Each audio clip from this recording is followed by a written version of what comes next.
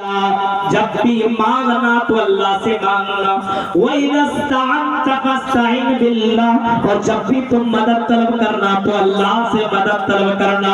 محمد رسول اللہ کی جیونی اگر آپ پڑھیں گے، نبی اکرم کی زندگی پڑھیں گے تو اللہ کے نبی صلی اللہ علیہ وسلم کھانا کھا رہے ہیں اور اللہ کے نبی صلی اللہ علیہ وسلم کے ساتھ اور بھی لوگ بیٹھ کر کے کھانا کھا رہے ہیں، اسے درمیان ایک غلام بھی بیٹھ جاتا ہے، چھوٹا سا بچہ بھی کھانے کے ساتھ شامل ہو جاتا ہے اور وہ بچہ جلدی جلدی کھانے لگتا ہے۔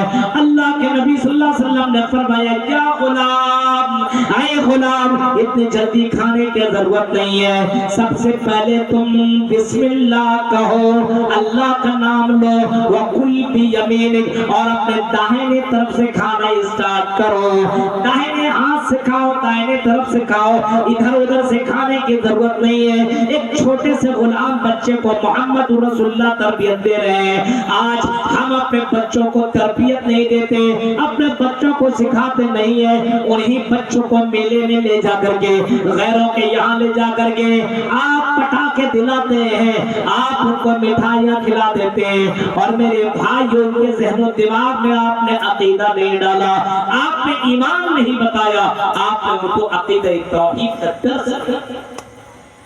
آج بہت سے مسلمان ارے ہم منا ارے ٹھیک ہے، آپ لکم دینکم ولی دین بھی آپ نے پڑھا ہوگا۔ محمد رسول اللہ کے پاس کفار مکہ آئے، اے محمد کیوں جھگڑا کرتے ہو، کیوں لڑائیاں کرتے ہو، تم ہمارے معبودوں کے خلاف کیوں بولتے ہو، ہم تمہارے اللہ کے خلاف نہ بولے، تم ہمارے معبود کے خلاف نہ بولو، تم بھی خوش رہو ہم بھی خوش رہے، تم بھی عبادت کرو ہمیں بھی عبادت کرنے دو، چلو آؤ محمد کمپرومائز کر لیتے ہیں، آؤ سمجھوتا کر لیتے ہیں، آؤ کمپرومائز کر لیتے ہیں، 6 مہینے تک ہم تیرے اللہ کی عبادت کریں گے اور 6 مہینے تو ہمارے معبودوں کی عبادت تو کرنا، تو بھی خوش ہم بھی خوش، جھگڑا ختم ہو جائے گا۔ قرآن کی آیت کریمہ نازل ہو گئی، لکم دینکم ولی دین، اے لوگوں یہ دین تمہیں مبارک ہو، تمہارا دین تمہیں مبارک، ہمارا دین ہمیں مبارک ہو، نہ تم ہمیں لقمہ دو نہ ہم تمہیں لقمہ دیں، نہ تم ہمیں ٹوکو نہ ہم تمہیں ٹوکیں، تم اپنی عبادت کرتے رہو ہمیں اپنی عبادت کرنے دو۔ لیکن میرے بھائیوں توحید کے ساتھ محمد رسول اللہ نے کوئی کمپرومائز نہیں کیا۔ آج مسلمانوں کے اندر دیکھیے کہ ہر جگہ کا یہ معاملہ ہے کہ آج مسلمان ان سے کہیں کہیں تو ان سے زیادہ پٹاخے پھوڑنے لگتے ہیں، غیروں کہ رسم و رواج کو اپنانا بھی غلط ہے۔ اس کا مطلب آپ کو اپنے اسلام سے محبت نہیں، اپنے اسلام اور اپنے دین سے آپ کو محبت نہیں،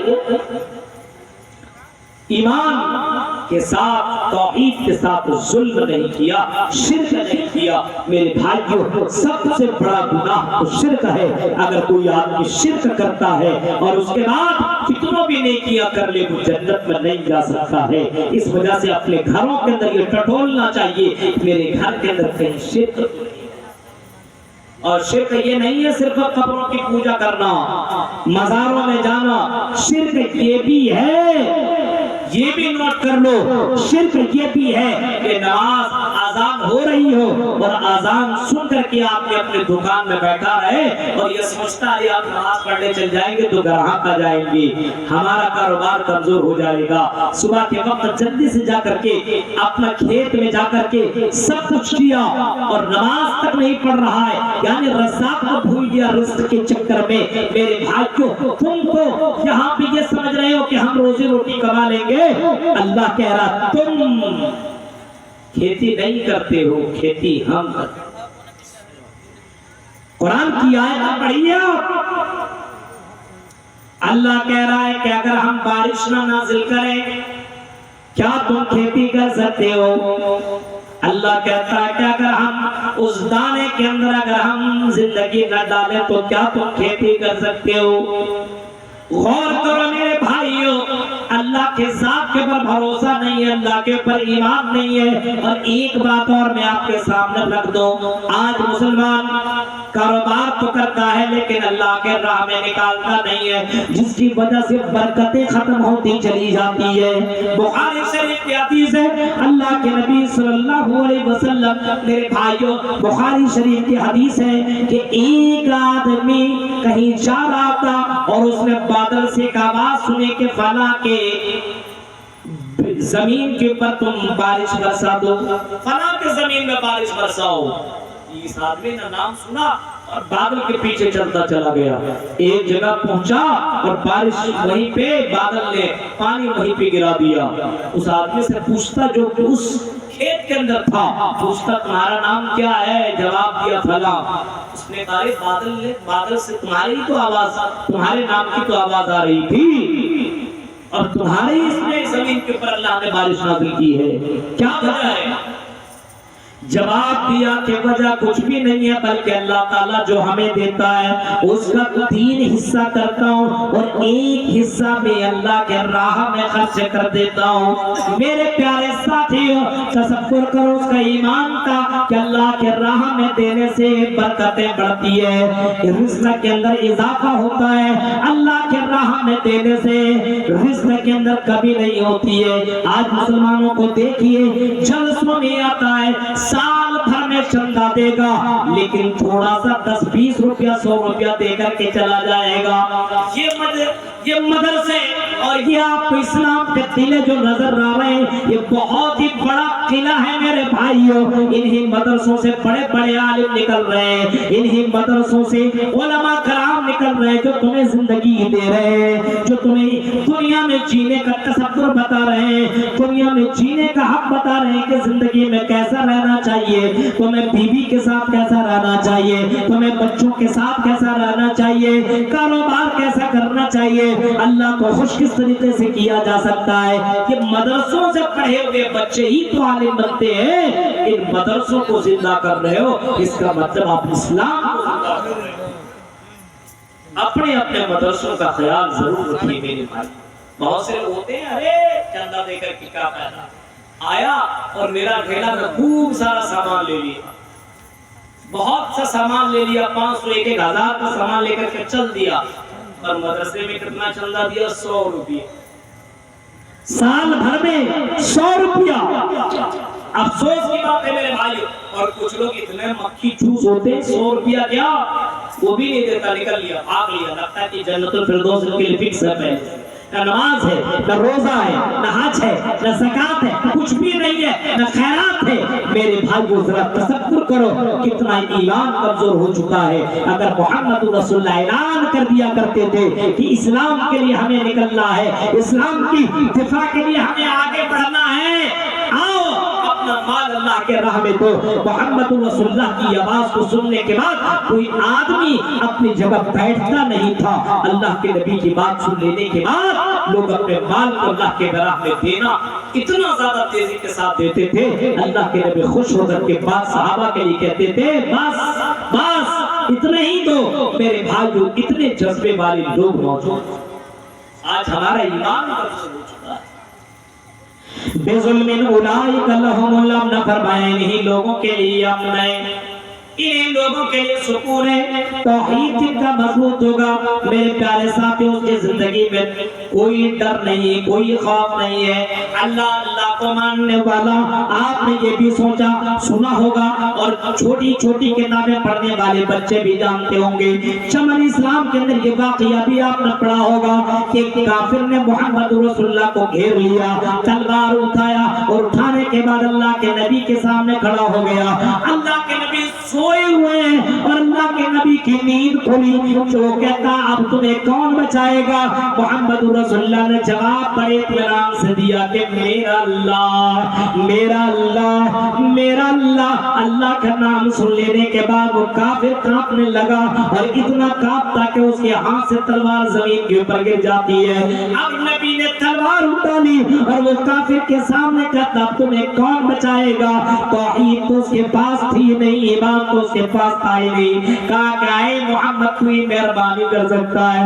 میرے بھائیوں یعنی توحید والے کے دل کے اندر کبھی کسی کا ڈر نہیں ہوتا ہے، اس کو معلوم ہے موت آئے گی تو دنیا کی کوئی طاقت بچا نہیں سکتی ہے، اور زندگی ہے تو کوئی مار بھی نہیں سکتا ہے۔ کہ ایمان مسلمانوں کا ہونا چاہیے، ایمان اتنا مضبوط ہونا چاہیے، عزت و ذلت کا مالک اللہ، وَتُعِزُّ مَن تَشَاءُ وَتُذِلُّ مَن تَشَاءُ بِيَدِكَ الْخَيْرُ إِنَّكَ عَلَى كُلِّ شَيْءٍ قَدِيرٌ۔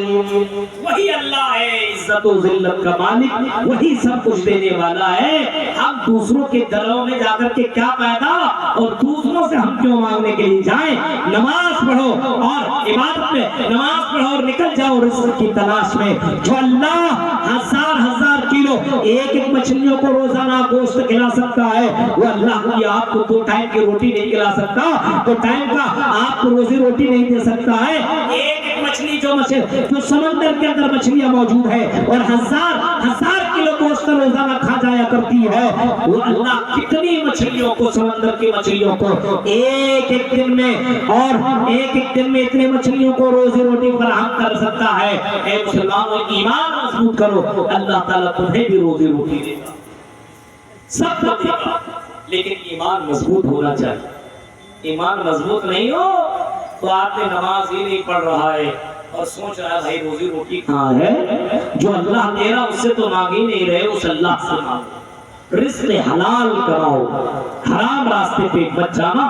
میرے بھائیو آپ کی زندگی میں سکون ہے توحید۔ نمبر 1 توحید، نمبر 2 اگر آپ اپنی زندگی میں سکون چاہتے ہو، آرام چاہتے ہو، جو جو نسخے میں بتا رہا ہوں اور جو جو دوائیاں میں دے رہا ہوں اس کو لے کر کے جائیے اور ان دوائیوں کو خود استعمال کریے اور اپنے گھر والوں کو بھی یہ دوائیاں دیجیے۔ پہلا علاج میں نے بتایا کہ توحید کے اندر کوئی گڑبڑی نہیں ہونی چاہیے، اللہ کا ڈر ہمیشہ ہونا چاہیے، چاہے آپ جنگل میں ہو، بیابان میں ہو، کسی جگہ ہو، اللہ سے ڈرتے رہیے گا۔ آپ نے بہت سے واقعات سنے ہوں گے، ان واقعات کی طرف جانا نہیں چاہتا ہوں۔ صحابہ کرام ایسے تھے کہ اللہ سے ایسے ڈرا کرتے تھے کہ جنگل و بیابان کے اندر ایک چرواہا، نبی کے بعد تبع تابعین کے اندر یہ واقعہ ملتا ہے کہ چرواہا رات جنگل کے اندر اتنا ڈر رہا ہے کہ اجنبی آدمی بولتا ہے کہ بکری دے دو تیرے مالک کو پتہ نہیں چلے گا، جواب دیتا میرے مالک کو پتہ نہ چلے تو کیا ہوگا؟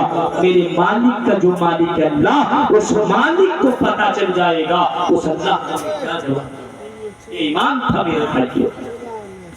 دوسرا ہماری زندگی میں سکون چاہیے، آرام چاہیے، برکتیں چاہیے، تو دوسرا کام ہمیں یہ کرنا ہے اللہ کا ذکر کرنا، اللہ کا نام لینا۔ آج ہم آپ اللہ کا نام لیتے ہیں، اب دوسروں کا نام لیتے ہیں۔ آج دوسروں کا نام لیا جاتا، اللہ کا نہیں نام لیا جاتا۔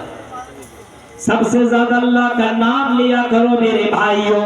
صبح اٹھو تو الحمدللہ الذی احیانا بعد ما اماتنا والیہ النشور۔ آپ جب صبح کرو تو اللہ کا نام لو، اور نام لینے کے بعد اٹھو، وضو بناؤ اور نماز پڑھو، اور نماز میں بھی اللہ کا نام لیا جاتا ہے۔ محمد رسول اللہ کے جیونے کو پڑھیں گے، لقد کان لکم فی رسول اللہ اسوۃ حسنہ۔ محمد رسول اللہ ہمارے لیے آئیڈیل ہے، ہمارے لیے نمونہ ہے، ہمارے لیے اسوہ حسنہ ہے۔ اللہ کے نبی صلی اللہ علیہ وسلم اللہ تعالیٰ کا سب سے زیادہ نام لیا کرتے تھے۔ سب سے زیادہ نام لینے والا اگر دنیا کے اندر کائنات میں کوئی آپ کو ملے گا تو محمد رسول اللہ، اللہ کے نبی اللہ کا نام کتنا لے رہے ہیں؟ صبح اٹھ رہے تو اللہ کا نام لے رہے ہیں، آذان ہو رہی ہے اس کے بعد دعا پڑھ رہے تو اس میں بھی اللہ کا نام ہے، میرے بھائیوں نماز پڑھ رہے اس میں بھی اللہ کا نام ہے، یعنی سب سے پہلے اللہ کی حمد و ثنا۔ آج ہمارے نماز پڑھنے والے کتنے لوگ ہیں؟ کتنے لوگ صبح سویرے اٹھتے ہیں بتائیے؟ رات میں 12 بجے سوئے، 2 بجے، 1 بجے، 3 بجے سوئے، آپ صبح کے وقت تک آئے۔ یہ جو کتے نظر آتے ہیں رات بھر بھونکتے ہیں، فجر کے وقت آپ کو ملیں گے اور گھر میں سو رہا۔ آج وہی حالت مسلمانوں کی ہو چکی ہے، رات بھر جاگیں گے بغیر کسی کام کے، اور فجر کے وقت آپ کو مسلمان اٹھتے ہوئے نظر نہیں۔ نماز سے کوئی مطلب نہیں، اللہ کا نام لینے والا آپ کو نہیں ملے گا۔ فجر کے وقت آپ اسی مسجد کے اندر چلے جائیں اور آپ جا کر کے دیکھیں کتنے لوگ آپ کو ملیں گے۔ میرے بھائیوں، آپ کو مسجدوں میں آپ نے دکھائی نہیں دیں گے، آپ گھروں کے اندر دیکھیں آپ یہ عورتیں کیا اٹھ کر کے نماز پڑھ رہی ہیں، آپ یہ عورتیں بھی اللہ کا نام نہیں لے رہی ہیں۔ تصور کرو اس گھر کے اندر سکون، اس گھر کے اندر آرام کیسے مل سکتا ہے جس میں اللہ کا نام نہ لیا جاتا ہو، جس نے ساری نعمتیں ہمیں اور آپ کو دی ہے، جو ہماری زندگی کا مالک ہے، اس اللہ کا نام لینے والا آپ کو نہیں ملے گا۔ مسجد مدرسوں کے طلبہ، ہاں مدرسوں کے اندر طلبہ بچوں کو اٹھاتے ہیں اور صبح کے وقت ان کو دعا سکھلائی جاتی ہے، وہ اٹھتے وضو بناتے اور نماز ادا کرتے ہیں۔ یہ تربیت مدرسوں کے اندر ملتی ہے۔ 12 سال علماء کرام اپنے اپنے بچوں کو، اساتذہ کرام اپنے بچوں کو یہ سکھاتے ہیں۔